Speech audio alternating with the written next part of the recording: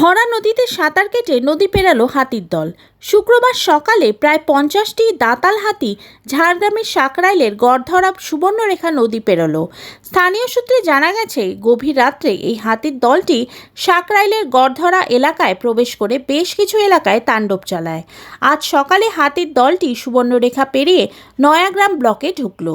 এই সময় সুবর্ণরেখা নদীতে ভরা জল, সেই ভরা জল নদীতেই সাঁতার করে পেরিয়ে গেল হাতির দলটি। জানা গেছে, এই মুহূর্তে হাতির দলটি নয়াগ্রাম ব্লকের তপবন জঙ্গলে প্রবেশ করেছে। ফলে বন দপ্তরের পক্ষ থেকে ওই জঙ্গল লাগোয়া গ্রামগুলিকে সতর্ক করা হয়েছে।